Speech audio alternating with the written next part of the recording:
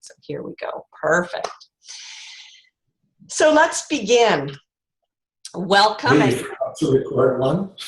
Sorry, I forgot to record one. Yes, wouldn't that be fun? That would not be fun. I've learned the lesson the hard way. It's not like we can rewind and say, everybody come back, please come back. That's like when you lose a file and you forgot to save it. Exactly. You ever had that happen? Oh, of course. Of course. Hi, Mark. Welcome. So, Mark, I'm just going to get you, if you can. Oh, I can mute you. There we go. Okay, so I'm just going to move my little screen over here.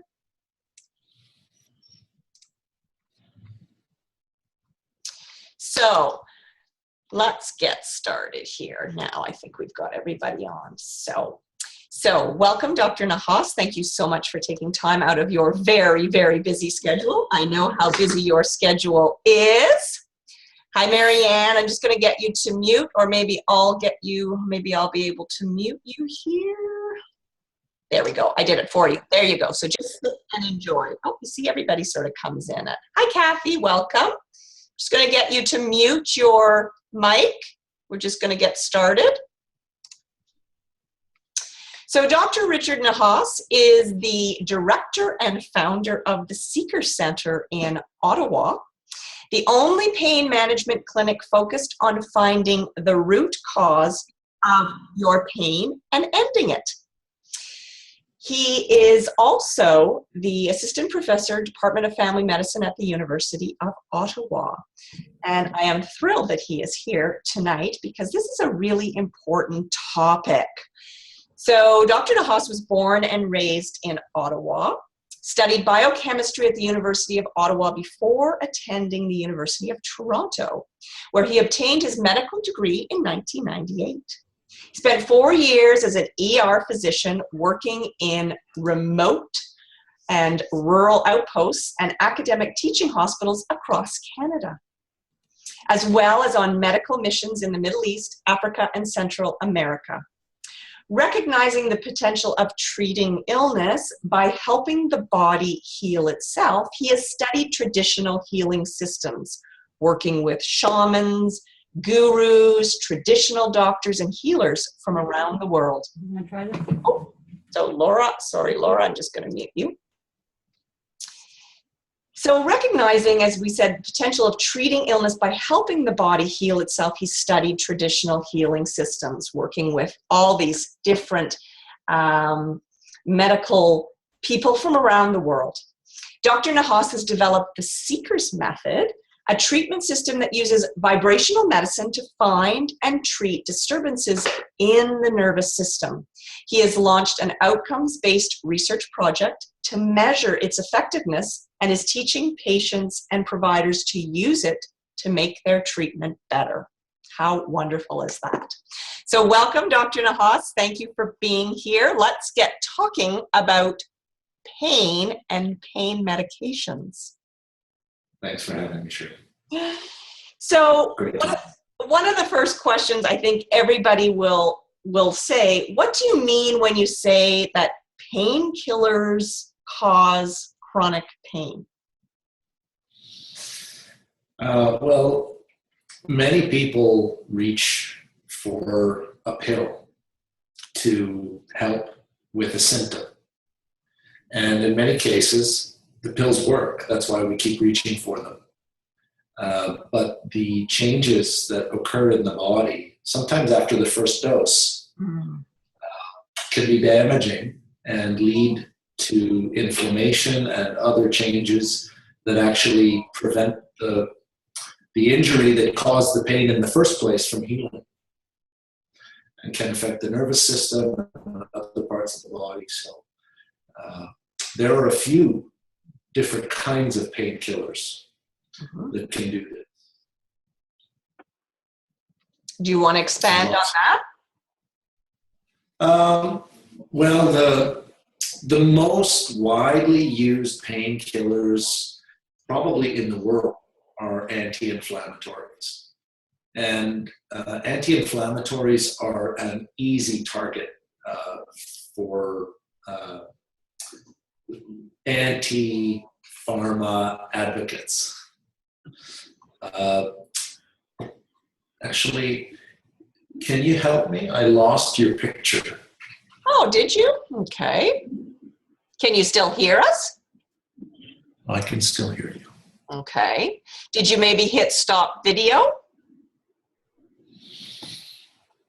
No. Okay. You're back now. Oh, good. Perfect. So you were talking about so anti-inflammatories, yeah. like Advil, ibuprofen, some of the stronger medications like naproxen, diclofenac, they go by a lot of different over-the-counter and prescription drug trade names.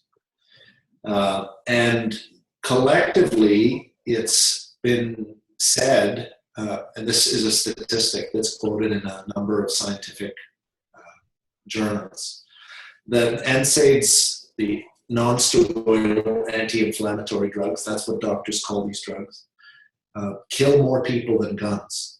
Wow. And they do that primarily through bleeding, gastrointestinal bleeds, and strokes, and other bleeding injuries are responsible for something like 100,000 hospitalizations, or is it deaths, one or the other, an astronomical number. And more recently, studies have strongly suggested that these drugs also increase the risk of heart attack and stroke because they promote inflammation when they cause injury to the lining of the gut. So one of the things that's really important to most holistic health-minded patients is gut health. And people take probiotics and do all sorts of cleanses and go on gluten-free diets. And one of the main reasons that those types of interventions can improve overall health is by healing tiny microscopic injury that occurs in the lining of the gut. And often that injury is triggered by something like an anti-inflammatory medication. And so whether or not you get a bleeding ulcer from an anti-inflammatory medication, it has almost certainly done some damage to the lining of your gut. And that opens the door, which is normally closed. Normally the gut is a barrier that prevents allergens and toxins and microbes and other things you don't want in your body from getting into your bloodstream. So that barrier becomes leaky. And leaky gut allows antigens to enter the bloodstream, and that triggers inflammation, which, among other things, causes pain. It causes muscle soreness. It causes joint inflammation type pain. It can worsen the inflammation around a herniated disc. It can prevent the healing of a torn or strained ligament or tendon. No matter what the reason is that what acute injury has led you to take an anti-inflammatory, no matter what the cause of the pain, the anti-inflammatory in some case can make it more likely that that pain will persist. So it's almost like a vicious circle in that we have pain, we take the over-the-counter meds, which we think are going to help, but in fact, they may be causing these little tiny holes in our gut, which then leads to leaky gut, which then leads to other issues and inflammation. And so we're going round and round, and we never get to the reason or the healing of the pain. Is that correct? Absolutely. Okay. And unfortunately, that injury can occur after just one pill. Really? So you don't have to take uh, anti-inflammatory medications for weeks or months at a time to put yourself at risk for developing a new food sensitivity or triggering inflammation in some other way. And as you mentioned, are there particular painkillers that are worse than others, or are we really putting them all into this box that they're all causing some issues? Absolutely. So there are many different classes of drugs, different kinds of drugs, and anti-inflammatories are just one of them. Okay. So the other class of drugs that can trigger chronic pain is opioids. So opioids are the drugs like codeine, which is in Tylenol-3, or morphine, or hydromorphone, or fentanyl, or oxycodone.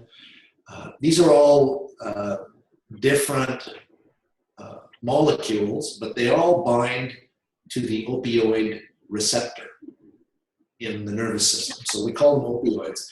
And these are the drugs that have been in the news because many jurisdictions in the United States and in Canada and in Europe are reporting increased incidence of opioid-related overdose, accidental overdose, and suicide.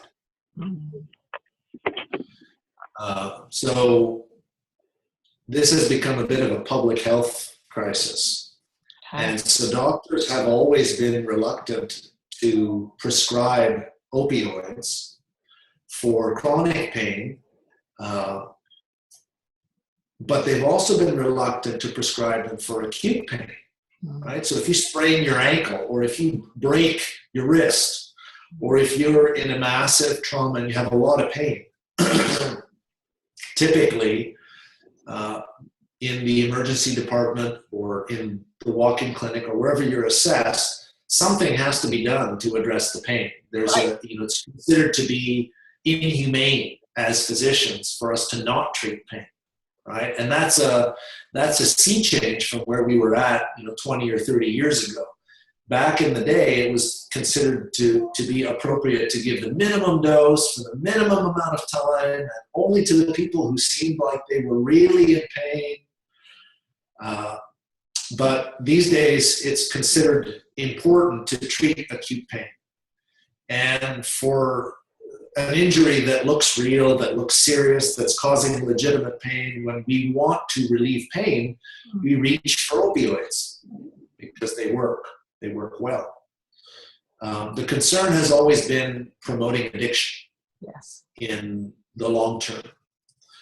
But new evidence that I wrote about in a recent blog entry in our newsletter suggests that the opioids can also trigger a change at the level of the spine, which maintains inflammation of the nervous system, and which can also be a very strong propagating factor that would prevent the inflammation of the acute injury from healing. So we used to be very convinced that these painkillers were not causing short-term problems, but that they would promote long-term addiction. And we would feel comfortable prescribing them in people who seemed like they were at low risk of addiction. People who were upstanding members of society, who had otherwise normal lives, who had no history of addiction or mental illness or other risk factors for opioid abuse. But we now know that these medications may trigger inflammation in the nervous system, which would create chronic pain, which is one of the most frequent reasons for opioid addiction in the first place. So that also kind of comes full circle. Exactly. So I'm sure everybody then that's tuned in and those that are going to listen to this recording are thinking to themselves, okay, I have pain. I usually, or the doctor will say, reach for the over-the-counter, the Tylenol, the Advil, those that we think are going to help us in the moment with the pain. Yes. And yet, we're now finding that that may be contributing to our pain. So I ask you the question, what do we do for pain? So I'll start with the easy alternatives. So acetaminophen or Tylenol is it's an over-the-counter analgesic, which isn't the healthiest in the world, but we don't know of any serious risk associated with taking, moderate doses of acetaminophen, even over prolonged periods of time. Okay. So unless you're taking more than 3,000 milligrams a day for weeks at a time, you should probably be okay. And if you need something stronger, there are several other drug classes that doctors would prefer to prescribe in most cases. Okay. The one class is called the tricyclic antidepressants. That's Elavil, amitriptyline, that class of drug. There's a family of drugs that calm nerves, and they're actually used to treat seizures, but they can be very effective for pain. That's Lyrica and gabapentin and other drugs in that family. For acute injuries, there are also natural alternatives. Okay. So although they haven't been studied as well as the pharmaceutical alternatives, there are studies demonstrating that some of these alternatives actually work. So high-dose curcumin or turmeric extract, which has an anti-inflammatory effect. Boswellia, which is the scientific name for frankincense from the Bible. So Boswellia is the sap of a tree that grows in Arabia. And for centuries, they've used that sap in religious ceremonies because it has this great smell as an incense. That's why it was so prized in biblical times. But also orally ingested, there are extracts of Boswellia that have shown in many studies to have really good effects on both inflammation and arthritis type pain, but also acute pain of other causes. Can it help topically too, like the essential oil of it?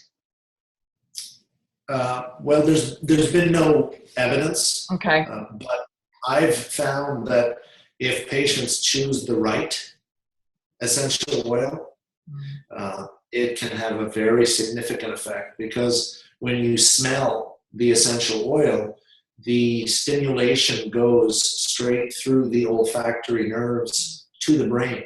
Right. And it goes to the frontal lobes of the brain and the limbic system. And the limbic system is the part of you that controls the fight or flight response. So the biggest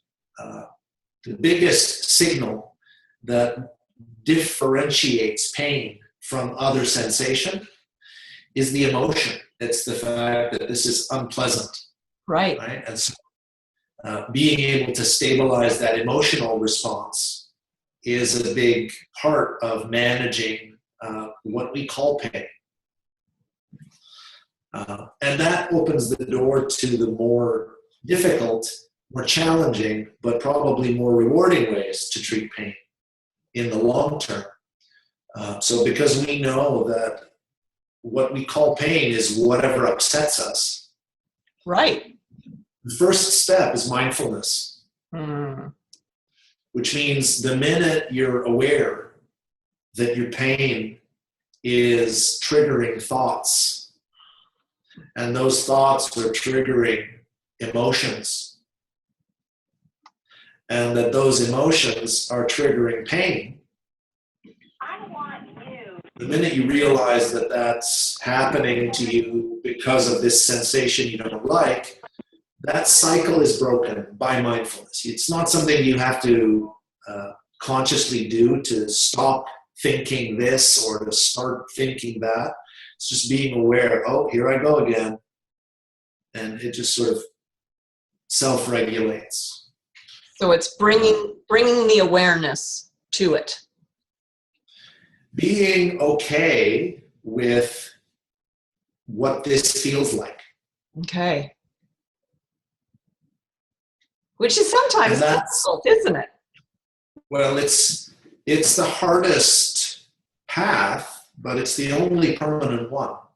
Okay. Because no matter how effective your painkiller, no matter how natural it is, it's not going to be there the next time you have pain. You have to take it again. Right. Mindfulness is a gift that keeps on giving. That's true. Right?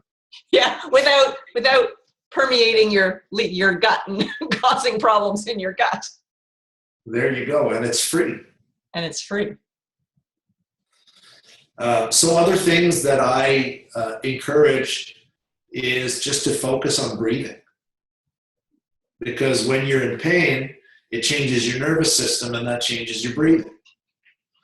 So if you notice that your breathing has changed, your breathing starts to go back to normal. Mm-hmm. Again, it self-regulates. And, whether you're doing one hand on your tummy and doing a belly breath, or whether you're just watching, or whether you're doing some sort of breathing exercise where you're counting 4 seconds in and holding and breathing out for 8 seconds, whatever the technique, if you're paying attention to your breath, you're too busy, you can't pay attention to your pain. Right. And there are lots of other natural approaches to treating pain, from simple stretches to yoga, from a TENS machine to self-care, laser therapy devices, all kinds of options available. And I guess, that's sort of beyond the scope of a brief conversation. What's the integrative medicine approach to treating pain? Well, and let's talk about that for a little bit. Yeah. Well, it's basically seeing pain as a sensation that you need to work with and overcome. And of course, it's very helpful if you can find a provider who can help you turn down the noise. And if you can if you can find a provider who can show you where you should focus your efforts. So our work is all about blockages and finding and treating these disturbances in the nervous system that can occur after an injury. And for the average person who's 25, 35, 45, 55 years old, you may have accumulated 5 or 10 or 20 really minor blockages. Some may be more significant than others. But at some point, these blockages, these disturbances, these areas of noise in the nervous system, they kind of create an overload. Mm. And the body loses the ability to maintain balance and calm, and you start to develop pain and other symptoms. So it's really about treating blockages. And these blockages can be emotional. How else can we have these blockages? Well, these are blockages that were described by the Chinese 5,000 years ago. Right. They may be triggered by an emotional factor. In fact, they usually are. But the emotional factors often accompany a physical injury. Right. So we see a lot of patients who've been involved in car accidents or who've had falls or other injuries, and the way they sustained their injury was emotionally traumatic as well. Correct. And so those emotions trigger the wounds to tighten. So every time you feel an emotion that you experienced at the time of the injury, or every time you have a thought about the injury, it triggers the wound, the disturbance, to start irritating you. So the blockage, actually what seems to be occurring in the body physiologically, is that the nerves, the autonomic nervous system, stimulates tightening of fascia. And fascia is the connective tissue that holds all your muscles and ligaments and bones and joints together. And it seems to be the paths of fascia in your body that are the acupuncture channels. So these blockages that the Chinese described 5,000 years ago seem to be something that we can describe in terms of the nervous system. So the exercise that we are encouraging our patients to practice all day, every day, involves working with those knots that we show them in their bodies, and working with them with stretching and breathing and mindfulness, so that that becomes the primary tool of managing pain. That becomes the painkiller. Right. Because really the pain is telling us something, isn't it? It's saying, hello, I'm here. Sometimes it's whack, I'm really here. Yeah. Well, that's the flip side of mindfulness, is that often when there's a sensation that we don't want to experience, yes, we try to direct our awareness away from it, and that just makes it louder. And often if we can direct our awareness to the sensation, it starts to calm the sensation down. So really direct yourself to the pain? Follow it. Follow it.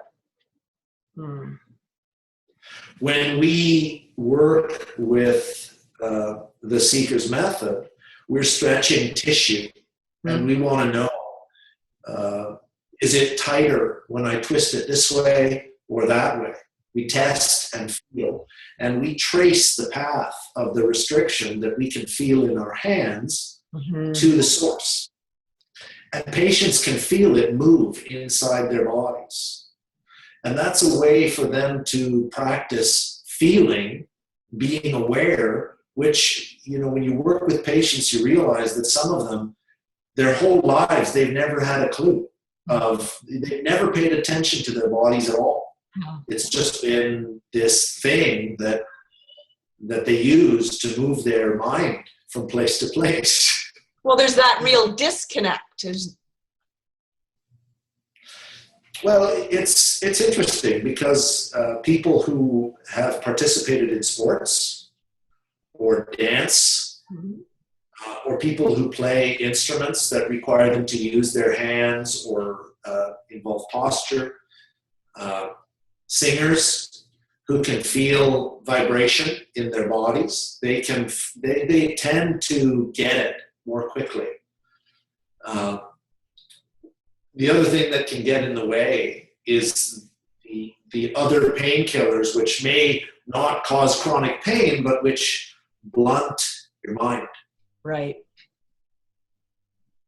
Right? And I tell patients that, yes, these medications are serving a purpose because we don't want you to be in pain, because that's not good for your brain either. No. But unless these medications are doing a lot of good, we need to take them out of the picture, because the part of you that we're trying to bring back to normal is your nervous system and your brain. You may have a problem in a tissue, but the pain experience is in your brain. That's the part that changes when you've had pain for 3 months or more. Right? Your brain changes. So removing medications that blunt the normal function of the brain is a great way to get the body to heal itself. Okay. But it can be tough sometimes because these medications, they're habit forming. They are. And all you know is that if you miss your dose for a day, you hurt more. Correct. And so many people mistakenly believe that if missing a dose makes the pain go up, then this pill must be doing me some good. In fact, the only thing that's happening is you're triggering a withdrawal. And the withdrawal ramps up pain. So what we find, we do an acupuncture-based medication withdrawal program, where we basically stop all medication all at once, and we stabilize the withdrawal with ear acupuncture, and we turn off sensitivities that may be getting in the way. And most patients come in once or twice, and they have a slightly rougher week, but nowhere near the withdrawal experience that they would have experienced, or that they may have experienced, in a previous attempt. So that's, that is something we have not done for outside patients. We typically only do that for our patients as part of the sort of the comprehensive care that we provide. But I think the number of people who are on painkillers that are doing them more harm than good in our society is enormous. And it's a shame that we're still spending tax dollars on that, because there are better ways to manage pain. This is one of the reasons why I do integrative pain management, because as you know, Shirley, I used to have a practice that catered to people with a wide range of health concerns who just wanted an integrative perspective from a physician who could explain both sides. Right. And I often had situations to deal with where patients were getting conflicting advice from two doctors, a specialist in the conventional medical specialty that catered to their problem, cardiology, rheumatology, whatever it was, oncology. But with patients who have chronic pain, it's a very different psychology about integrative medicine, because doctors get it. We know that these pills these are the tools that physicians have, but doctors readily acknowledge that they're not good enough in most cases, that most patients are going to need something more.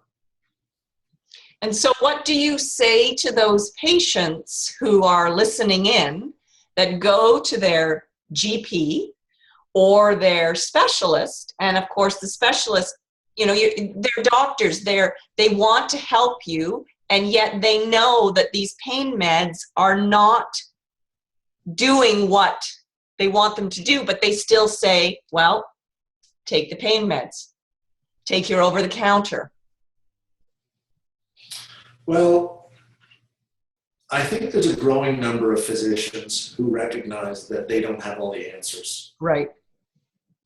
And I think that certainly all of your listeners belong to that portion of the population that is taking control of their health, right? And so they're not limiting themselves to the options that their doctors give them. That doesn't mean that there are not people whose lives have not been improved dramatically by some of these medications in some cases. Right. I've seen lives changed with a prescription, and it's really quite humbling sometimes. But if you're not feeling better, try something else. And the way that I usually recommend that people try something else is to do like a structured therapeutic trial, which means I'm going to try turmeric extract. I'm going to find out what dose I need to take, and I'm going to take that dose for 4 weeks. And at the end of 4 weeks, I'm going to see how I feel. And if I feel better, I'm going to keep taking it.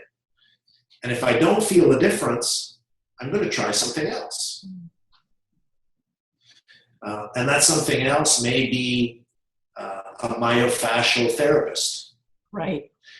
In which case, I'm going to try 6 sessions twice a week for 3 weeks.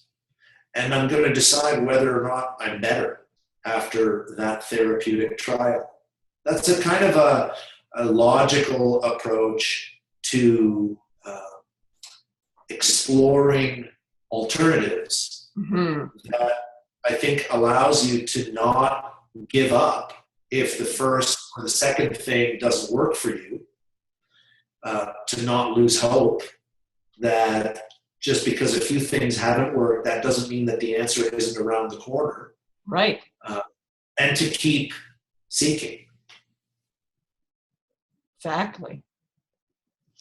Let's open it up to questions. If anyone would like to ask Dr. Nahas a question, we have a few minutes left.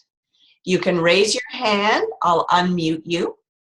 If you're a little bit shy, you can certainly type your question into the chat box at the bottom, and I can ask Dr. Nahas your question for you. So it looks like, Ron, you would like to ask a question. Okay, let me just unmute you. Okay, welcome, Ron. What is your question? What about Botox? Botox has been very, very helpful for me for 6 weeks. Where does Botox fall into the range of the medications? Botox is an interesting one. The only real downside to Botox in terms of real risks that we know of is weakening and fraying of muscle and sometimes the connective tissue that holds it in place. The other thing that can sometimes occur is Botox can trigger an immune reaction. So some people actually become allergic to Botox and they develop antibodies against it. Oh. But for most people, when it works, Botox is life-changing because it usually provides anywhere from 6 weeks to up to 6 months in some cases, but usually around 3 months. I wish. Of relief. And the only issue with Botox is how expensive it is. And for those who are covered by their insurers, Botox is really a great thing to try for chronic pain.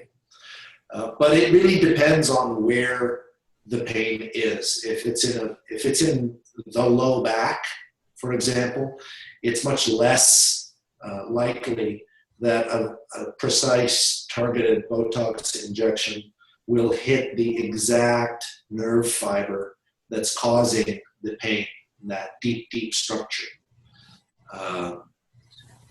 But for something like headache, which can be triggered by spasm in a muscle right above the temple, that's a very easy area to target. And so that's why Botox has been most widely used for headache, but in some cases it can be used to treat muscle spasms and dystonias.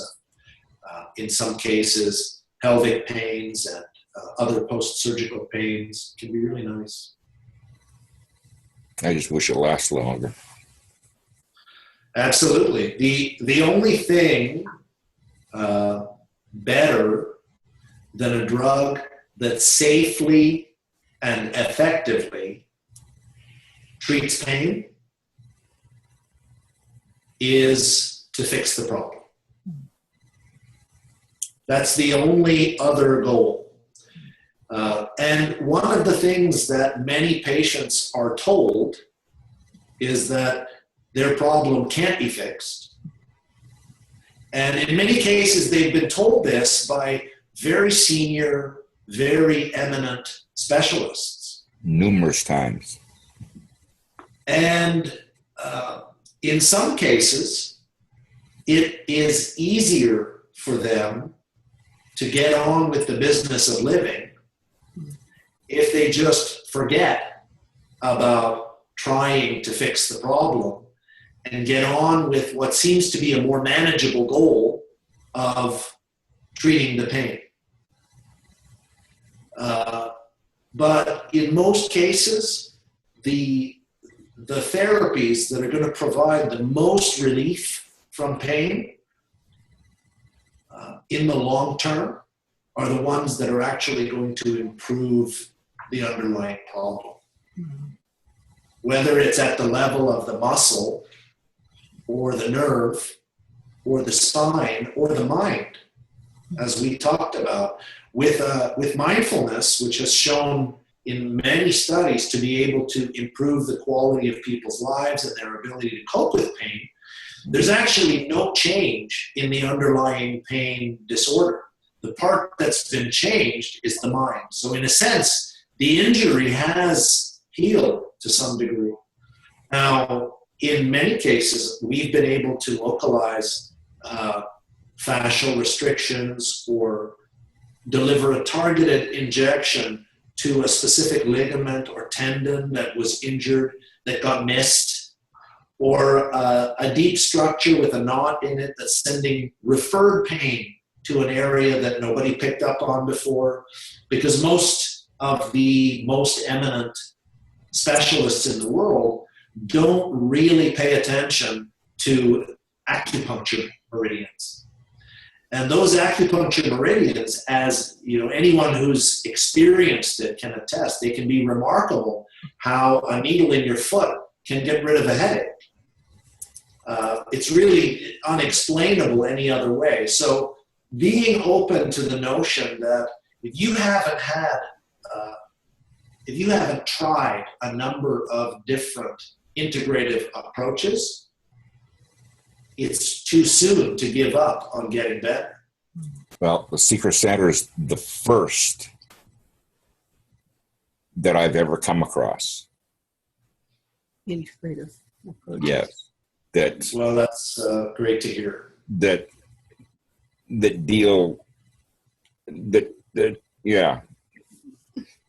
encompasses everything. So most, as you say, will do one thing, and that's all they do. But they don't do the mindfulness. They don't do the acupuncture. They don't do the IV injections. They just do one thing. So we need more seekers. We need more seekers. Yes. I'm not sure if that's great to hear that we're the only ones. No, The exactly. ones I found, the only one I found, and I've been at this game since 1992, is when I had my injury. And now I was misdiagnosed for a lot of years, but once I found out what I had and how to try to deal with it, or started learning how to deal with it, I'm still learning. I realized early on that in order to try to cope with everything that was happening to me, I had to try to find various different disciplines in the medical profession that could help me. We need it like the Seeker Center in one place so that it can deal with everything. Thank you, Ron. Thank you so much. I thank you. Does anybody else have a question that they would like to ask? Feel free to type it in the chat box, or some of you are not, I can't see you, so either you can unmute yourself or type in the chat. We have a few minutes left. Dr. Nahas. I have a question for you, Shirley. Yes, yes. What foods do you typically prescribe for pain? Ginger, Mm-hmm. turmeric, Mm-hmm. lots of filtered water with lemon Mm-hmm. every morning, all day long. Keep people alkaline. Keep people alkaline. Greens, greens, greens, people. As many greens as you can possibly get into you. Alkaline again. And if that's Lots juicing. lots of minerals and electrolytes, because often people will drink lots of water, but if they're depleted in electrolytes, there isn't the gradient to pull the water in. That's true. And as you say, knowing, do you have the right minerals in there? I think so many of us are afraid of salt when we need the sea salt, when we need the minerals, when we need the magnesium. Certainly for me, taking a good quality magnesium was very important. It's official, Shirley. Sodium is not bad for you anymore. Yay! You pulled the plug on salt. And sea salt was never the same as sodium anyway. Right. Right. For those who don't know, right, sea salt is equal parts sodium, potassium, magnesium. Those are positively charged. Those are important for cellular communication, and particularly magnesium and potassium deficiency are epidemic, especially when we drink caffeine. Mm. It depletes those. And both of those can trigger muscle tension and muscle spasm. Do you ever use saffron medicinally? You know what? I don't. There was a study out of Iran, actually, the University of Tehran, I believe, where they demonstrated antidepressant effects of a culinary dose of saffron. It's such a wonderful spice. The other thing, of course, for me is sugar. It's huge. And in the inflammatory process. And I think so many of us don't realize how much sugar we're getting in our diet because, we just grab something from the store, or it's in a box, or even, as we say, salt, table salt. A lot of times when you look in the ingredients, sugar. So I think for me that's huge, is that people really need to be aware of how much sugar they are consuming. Well, it's funny because often pain is a wake-up call, and illness is a wake-up call. You bet. And one of the things that often happens when people develop an illness is they reassess how they live, including how they eat. And they realize how many parts of modern life that we assume to be normal because we're used to them are actually very unhealthy. Very. Right? From cell phone use to light pollution at night to sedentary lifestyles to dehydration to caffeine to, the amount of stressors, the air pollution that we're all exposed to. It's amazing how many people are still healthy. I know. Isn't it? It is. So it becomes really about, to me, just developing better ways of living. Of being. Of being. Of being. And this whole piece about the mindfulness and choosing safer, more natural alternatives to dealing with, this pain I've got, I have to make it go now. Right. Is a part of a better lifestyle. It is. We have a question from Nina. Is it true that supplementing with amino acids like GABA can help with pain through increased serotonin production? Well, it is true that GABA can be effective. But GABA is a neurotransmitter that's different from serotonin. And they do different things. So GABA is a sort of a sedating neurotransmitter that can be useful for treating anxiety, insomnia. Sometimes muscle tension can be due to those types of imbalances. And you can get GABA as an over-the-counter natural health product. And there are other natural health products that will help boost GABA levels internally. One of them is theanine. Another is melissa or lemon balm. Mm-hmm. But serotonin is the happy neurotransmitter. And most of the antidepressants that started with the Prozac family and progressed to the other classes of antidepressant drugs, most act at least partially on serotonin. And the really simple way to test if boosting serotonin levels is going to help with your pain and other symptoms is with a trial of 5-HTP. And 5-HTP is turned into serotonin in your body and in your brain. And so finding the right dose and trying it for about 2 weeks is usually enough. So, this is an example of 2 different things you could try. Right. You could try a therapy that boosts GABA. And if that doesn't work, you could try a therapy that boosts serotonin. Mm-hmm.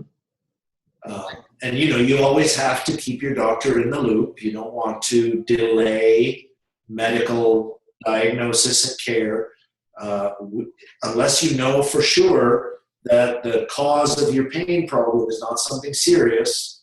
Then you should keep your doctor in the loop when making any decisions like this.